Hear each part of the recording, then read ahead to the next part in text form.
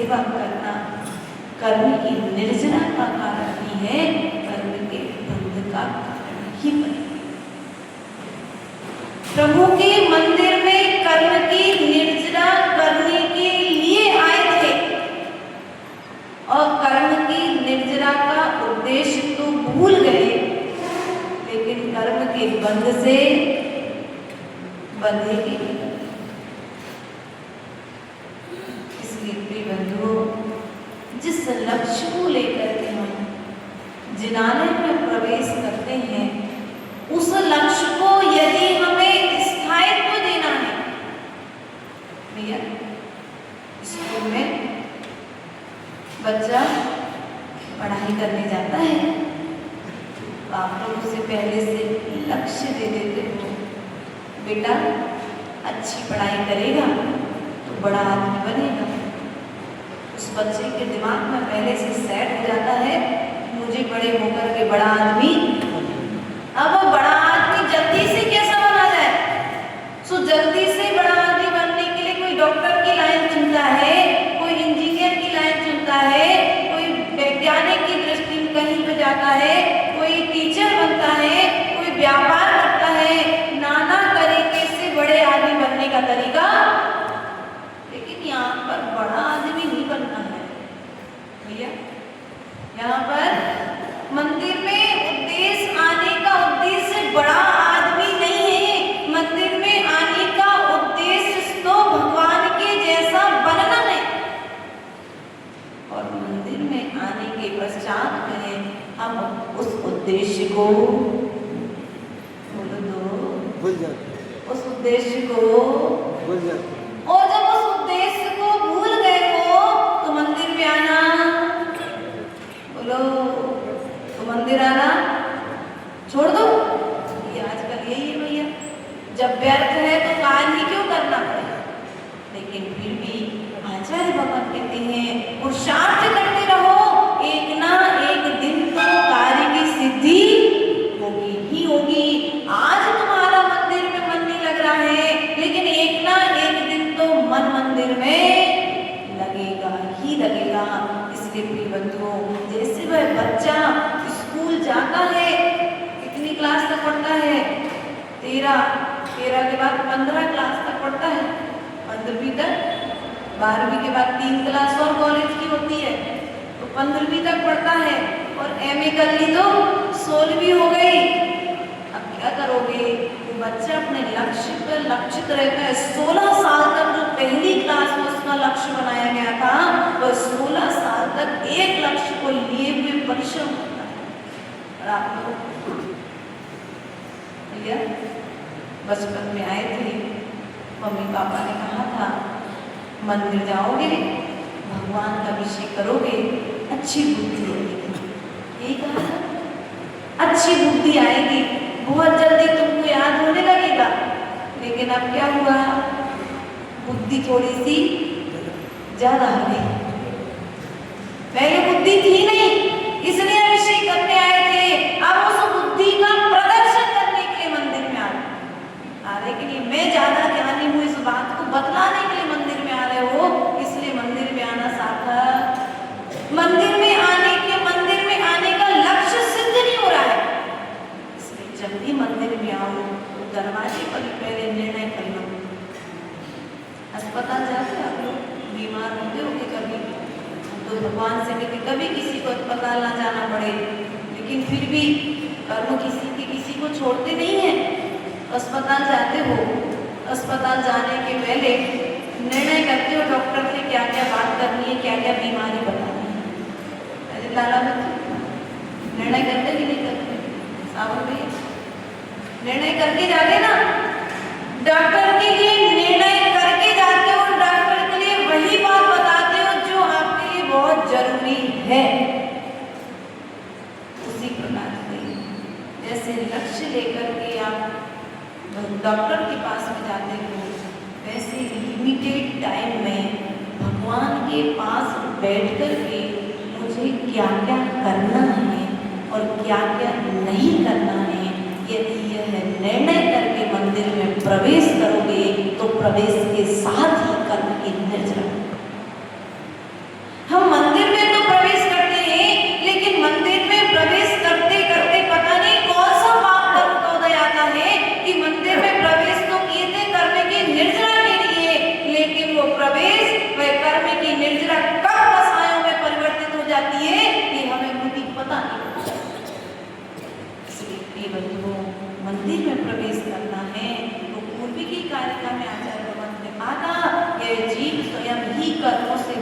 करे वो स्वयं ही कर्मों से छूटता है। तुमने जो कर्म बांधा है उस कर्म को तुमको ही छोड़ना है, कोई दूसरा छुड़ाने के लिए आने वाला। जब छोड़ना ही तुमको है तो बांधो ही क्यों? माताओं, आप लोग की दृष्टि क्या रहती है? सफाई जब तुमको ही करना है तो घर में फैलाना क्यों करना पड़े? पहले से बच्चों को ऐसा समझा के रखते हो या फिर घर फैल जाए तो दूसरे पे चिड़चिड़ाते नहीं हो, क्योंकि सफाई करने वाले भी कि तुम ही हो, दूसरा तो कोई है नहीं। अब जो कर्म तुमने कर लिया है, बुरा कर्म हो गया है, तो समेटना भी तो, भोग करके समता पूर्वक उसे निर्जरा भी तो स्वयं को ही करनी पड़ेगी, दूसरा तो आएगा नहीं ना। उसी प्रकार से यहाँ पर आज हम यही बात कर रहे हैं, जो कर्म तुमने किया है उस कर्म के भोग के समय, उस कर्म के निर्जरा के समय कर्म के बंध से बचना ही कर्म की सही निर्जरा है। वरना आज स्थिति ये है कि एक कर्म की निर्जरा तो होती है और व्यक्ति दूसरे कर्म से, एक कर्म आया उदय में असाता वेदनी कर्म का उदय आया और असाता वेदनी कर्म के उदय से तुम्हारे लिए कोई बड़ा रोग हो गया। अब रोग ही तो आया था जीवन में, अब रोग से तुम्हें तन से यदि राग होगा तो वह रोग तुम्हें कर्म से बांधेगा, और तन से राग नहीं होगा तो वह रोग भी तुम्हें कर्म निर्जरा करके साता असाता में बदल जाएगा। देखो उन वादीराज स्वामी के लिए रोग हो गया, कौन सा रोग होगा था? समंत्र भद्र स्वामी के लिए भस्म व्याधि हो गई। आर्य नंदी आचार्य जीवन धर के गुरु, उनके लिए भस्म व्याधि हो गई। गुरु ने कह दिया कर्म का उदय तीव्र आया है, इसलिए पहले रोग का निवारण करो, फिर पुनः दीक्षा धारण कर लेना। गुरु आज्ञा को सिरोधार्य कर आर्य नंदी आचार्य ने और समंत्र भद्र स्वामी ने पिछी को विराजमान कर दिया। रोग का निवारण करने के लिए यत्र तत्र विचरण करने लगे कि कहीं ना कहीं इस रोग का निवारण हो जाए। रोए नहीं, बिलखे भी नहीं और किसी पर गुस्सा भी नहीं किया। आज व्यक्ति करता क्या है? कर्म के उदय में रोता है, बिलखता है और बिलखते बिलखते दूसरे के लिए दोष देने लग जाता है। लेकिन उन्होंने ऐसा नहीं किया और वही चंदा प्रभु भगवान की स्तुति करते करते क्या हुआ? पकड़े गए लड्डू खाते हुए। लोगों ने कहा तुम्हें तो नमस्कार करना पड़ेगा। अरे चारित्र छूट गया समंत्र भट्ट स्वामी का, नमस्कार करोगे तुम लोग? अरे चारित्र छूट गया उनका, लेकिन चारित्र छूटा था, दर्शन नहीं छूटा। चारित्र छूटा था, दर्शन नहीं छूटा था।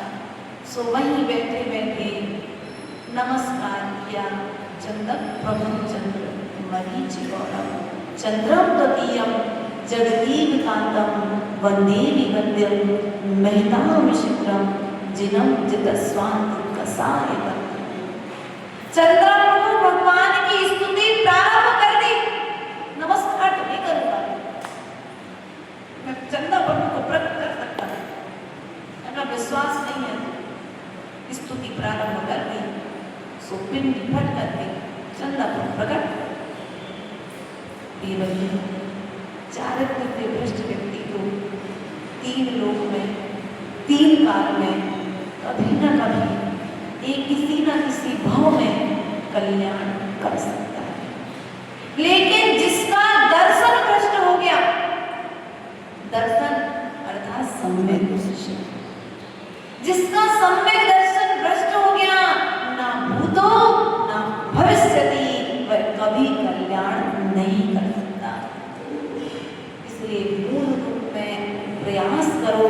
आप समंत्रभद्र स्वामी के न्यायाचार्य आचार्य पुनः अपने पद पर विराजमान हुए, भस्म के आदि का निवारण होते ही और पुनः जिन शासन की स्थापना के लिए स्वयं स्त्रोत जैसे, रत्नकरंड श्रावकाचार्य जैसे महान महान स्तुति विद्या जैसे महान ग्रंथ उन्होंने हमें प्रदान किए। इसलिए प्रिय बच्चों, यदि कर्म की निर्जरा से, कर्म के बंध से बचना है और कर्म की निर्जरा करनी है तो पर को देखना बंद करो, क्योंकि व्यक्ति स्व के निमित्त से कर्म का बंध कम कर रहा है और पर के निमित्त से कर्म का बंध ज्यादा। विचार किया लोगों ने? आप स्वयं के विषय में कितना सोचते हो दिन भर में, और पर के विषय में, पर के विषय में बहुत सारा सोचते हैं। अभी मंदिर से निकलते किसी ने यदि अरबी की जगह पुष्प चढ़ा दिया होगा और नैवेद्य की जगह बादाम चढ़ा दी होगी ना, और दूसरे ने टोक दिया होगा, तो मंदिर के बाहर खड़े होकर चार लोग क्या चर्चा करेंगे? अरे इतनी भी अकल नहीं है, मंदिर आता है, पूजन की थाल लगा, इतने भी पता नहीं कि नैवेद्य चढ़ाना है, फल नहीं चढ़ाना है, क्या करोगे? बोलो, किसकी चर्चा की तुमने? बस ऐसी ऐसी छोटी छोटी बातों में, चाहे महिला वर्ग हो चाहे पुरुष वर्ग हो, अपना कीमती समय दूसरे के विचारों में लगा करके रखा है। एक बार वही विचार अपने विषय में यदि विचार कर लेता तो शायद उसका आचरण सुधर जाता। हमारा विचार हमारे काम में नहीं आ रहे, हमारे विचार को हम स्वयं बर्बाद कर रहे हैं दूसरे के विचार करके। इसलिए अपने विचारों का सदुपयोग करो। व्यापारी क्या करता है? अपनी दुकान के विषय में सोचता है। वो ये नहीं सोचता कि भैया हमारी दुकान तो अच्छी चलती है, पड़ोसी की दुकान और अच्छी चलने लगे, ऐसा क्या उपाय किया जाए? सोचता है क्या? यदि ऐसा सोचना लगे तो उसकी दुकान, तुम लोग लेकिन व्यापार में तो ध्यान रखते हो, लेकिन यहाँ पर विचारों के व्यापार में आज विचार करने की शक्ति मिली है, कल विचार करने की शक्ति मिलने वाली नहीं है। 84 लाख योनियों में भटकने के पश्चात में 14 लाख योनि मनुष्य पर्याय में मिली है, और मनुष्य पर्याय में भी संगी मनुष्य बने हो, बिना मन वाले मनुष्य नहीं बने। तो और उसमें भी विचार कहाँ कर रहे हो? किसका विचार कर रहे हो? बोलो, पड़ोसी का, परिवार का, समाज का, देश का, धर्म का, धर्मात्मा का कि अपना? समय पूरा तुम्हारे पास में है, तुम्हारा मन तुम्हारे पास में है, अब तुम्हें उस मन में किसको विराजमान करना है? यदि प्रभु का विचार करते हो तो कर्म की निर्जरा करते हो, और इसी मन में यदि तुम पड़ोसी को विराजमान करते हो तो क्या होगा? विचार, पानी, प्यास बहुत तेज लगी थी, सो पानी ला करके रख दिया तुम्हारे सामने, भैया पी लो, लेकिन तुम अपने हाथ से पानी स्वयं गिरा रहे हो और फिर कह रहे प्यास लगी है। फिर प्यास बुझा पाएगा कोई दूसरा तुम्हारा? आपकी प्यास को कोई दूसरा फिर बुझा पाएगा क्या? नहीं बुझा पाएगा।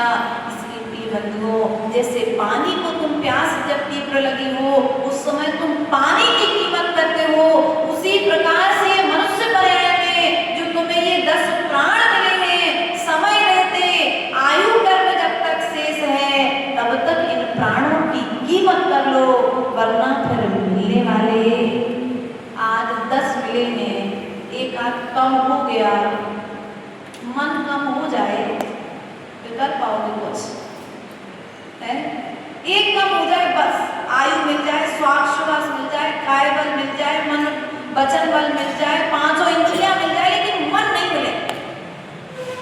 बोलो, मन नहीं मिले फिर क्या होगा? झोलों की जैसी जिंदगी उतरेंच गति के कुछ जीवों के पास मन नहीं होता है, ऐसे तुम्हारे पास में भी साधु आते रहेंगे, जाते रहेंगे, लेकिन तुम्हें कोई फर्क।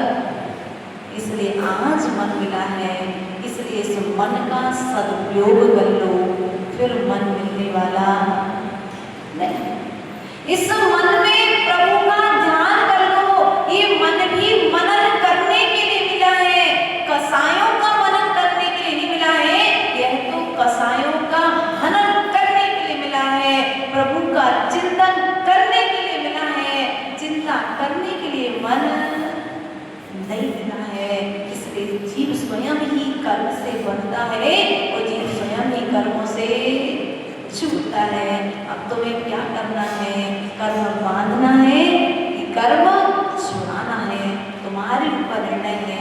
आचार्य भगवत अगली कारिका में पुनः कहते हैं, आत्मा की सिद्धि का उपाय बतलाते हुए आत्मा का स्वरूप बतलाते हैं। एको हम निर्ममा शुद्धो ज्ञानी योगी मृगोचरा वाया संयोगजा भावा मत्ता सर्वेपि सर्वथा। एको निर्ममः शुद्धो, मैं कौन हूँ? बोलो, एक हूँ कि दो हूँ कि तीन हूँ? अरे नहीं, हम दो और आप लोग कितने हो? हम दो और हमारे दो। लेकिन आचार्य भगवान कहते हैं कि तो बाह्य संबंध है, आत्मा अकेले ही है और अकेले ही सदा रहेगी। तत्काल में ये मनुष्य पर्याय नहीं है, ये तत्काल का तुम्हारा संबंध बना है, ये संबंध भी स्थायी रहने वाला नहीं है। इसलिए बंधु, एको हम, आत्मा एक है, निर्मम है, ऐसी है, ममता से रहित है। किससे रहित है? ममता से रहित है। शुद्ध कैसी है? जल का स्वभाव शीतलता है कि नहीं है? उसी प्रकार से आत्मा भी शुद्ध है। यदि जल में नीले रंग का कलर डाल रंग डाल कैसा होगा जल? पीला डाल दो तो पीला हो जाएगा, और काला डाल दो तो, और सफेद डाल दो तो, और कुछ नहीं डालो तो वैसे ही वैसे रहेगा। बस ऐसे ही हमारी स्थिति है। हमने क्या किया है? ये जो कसाय है, ये कसायों के 4 कलर मिलाकर के रखे हैं। इसलिए हमें स्वभाव, क्रोध का कलर मिला दिया, क्या हुआ? विपरीत हो गए स्वभाव से। मान का कलर मिला दिया आत्मा में, कई माया का कलर मिला दिया, लोभ का कलर मिला दिया। सब तुम्हें तुम्हारा स्वभाव दिखाई नहीं दे रहा है। जैसा मिला है वैसे ही दिखाई देगा। या फिर सीधा सीधा समझ लो, आंखों पर चश्मा जैसे ग्लास वाला लगाओगे, दुनिया तुम्हें वैसे दिखाई देगी। नीले ग्लास वाला लगाओ तो नीली दिखाई देगी, पीले ग्लास वाला लगाओ तो पीली दिखाई देगी, तो लाल ग्लास वाला लगा दो तो सफेद कपड़े वाला भी लाल कपड़े वाला। ऐसे जैसे हमने दृष्टि बना करके रखी है, पर को हम जैसा देखना चाहते हैं वह भी मुझे वैसा दिखना है, और निज को हम जैसा देखना चाहते हैं हमें वह वैसा ही दिख रहा है। जैसा हमने ग्लास लगाया है वैसा में बाहर की दुनिया। भीतर के लिए भी तुमने कौन सा ग्लास लगाया है? कृष्ण, नील, कापोर, पीत, पद्म, शुक्ल, कौन सी वेश्या के ग्लास लगाए भैया? जैसा ग्लास लगाओगे वैसा तुम्हें भीतर में भी दिखाई देगा। ये सब ग्लास हटा दो, 10 ग्लास मिले, तुमको कितने ग्लास मिले? चश्मे में तो कुछ कम आते होंगे नंबर वाले, लेकिन यहाँ पर 10 प्रकार के ग्लास है। अब चाहो तो तुम अपने चश्मे में जो भी ग्लास लगाओगे वैसे दुनिया तुम्हें दिखाई देगी अपने परिणामों के माध्यम से। इसलिए प्रिय बंधुओं, ये आत्मा शुद्ध शुद्ध है, इस सब रासों को उठा दो, हटा दो, फिर तुम्हें कोई दुनिया जैसी है वैसी की वैसी दिखाई देगी कि नहीं दिखाएगी कब? जब तत्व ज्ञान होगा। क्या होगा? तत्व ज्ञान होगा तो जैसे कि तैसी दिखाई देगी। और यदि तत्व ज्ञान नहीं है तो या तो राग से सहज दिखाई देगी या फिर द्वेष से सहज दिखाई देगी। ज्ञानी योगेंद्र गोचरा अर्थात क्या है? ये जो आत्मा है ना, यह आत्मा ज्ञानियों की ज्ञान का विषय है। किसका विषय है? आप लोग को आत्मा दिखाई देती? अरे अभी तो लालावती देख रही थी लालावती सामायिक में बैठे थे ना सुबह, तब आत्मा दिखी कि नहीं दिखी? अनुभूत हुई कि नहीं हुई? आत्मा दिखती नहीं है लेकिन अनुभूत होती कि नहीं होती? दादाजी क्या नाम? धनपाल जी। धनपाल जी। धनपाल जी। आत्मा अनुभूत होती है, इसलिए आत्मा का अनुभव निरंतर करते रहना चाहिए। अब आत्मा का अनुभव कैसे होगा? आपके हाथ में चोट लग गई, क्या हुआ? जब तक मालूम नहीं था कि चोट लगी है, धीरे से कुछ दर्द हुआ, लगा कुछ दर्द हो रहा है, फिर हाथ लगाया तो देखा कुछ गीला गीला सा है। फिर क्या हुआ? अब गीला गीला सा है, क्या है गीला गीला सा? टार्च लगा करके देख लिया, अब क्या हुआ? अरे ब्लड आ गया। तत्काल ये अनुभव किसने कराया कि ये खून है, ये दर्द हो रहा है, चोट लगी है? ये आत्मा के प्रदेश तुम्हारे भीतर विराजमान थे, उन्हीं आत्मा के प्रदेशों ने ही तो तुम्हारे लिए अनुभूत कराया है। तो तुम लोग आत्मा हो कि नहीं हो? बोलो पत्थर हो क्या? तुम लोग हाँ भी नहीं कहते। आचार्य गुरुदेव प्रवचन करना सीख रहे थे ना, आता नहीं था तो गुरुदेव बोलते थे जब मंच पर बैठो ना, ऐसा सोचना कि सब कुछ तुमको ही आता है, सब पत्थर बैठे तो क्या होगा? प्रवचन करके बन जाएगा। और यदि ऐसे सोचो कि हमसे ज्यादा ज्ञानी जीव बैठा है तो कोई प्रवचन नहीं कर पाओगे। तो तुम लोग भी ऐसे लग रहे हो जैसे सच में भगवान के मंदिर में भगवान के जैसे बैठेगा, अभ्यास कर रहे हो। लेकिन ये बंधुओं ध्यान रखना, ये आत्मा जो है, जो सामयिक आदि करेगा वो आत्मा का अनुभव करेगा, जो ध्यान करेगा वो आत्मा का अनुभव कर पाएगा, जो स्वाध्याय करेगा वो आत्मा का अनुभव कर पाएगा। ज्ञानी योगी त्रिगोचरा, योगियों के द्वारा जानने योग्य है, अर्थात केवली और श्रुत केवली। ज्ञानी कौन है? अपन ज्ञानी नहीं है, अपन ज्ञानी होते हुए भी अज्ञानी है, क्योंकि हमारा ज्ञान सम्यक ज्ञान रूप है कि नहीं है? यदि हमारा ज्ञान सम्यक ज्ञान रूप है तो कुछ अंत तक हम ज्ञानी हैं, लेकिन वास्तविकता में यदि सच्चे ज्ञानी कोई है तो वे केवल ज्ञानी भगवान, क्योंकि अपना ज्ञान मति ज्ञान और शुद्ध ज्ञान है, और मति ज्ञान और शुद्ध ज्ञान अवधि ज्ञान के लिए अपूर्ण ज्ञान कहा गया है, मनापरय ज्ञान के लिए अपूर्ण ज्ञान कहा गया है। पूर्ण ज्ञान कौन सा है?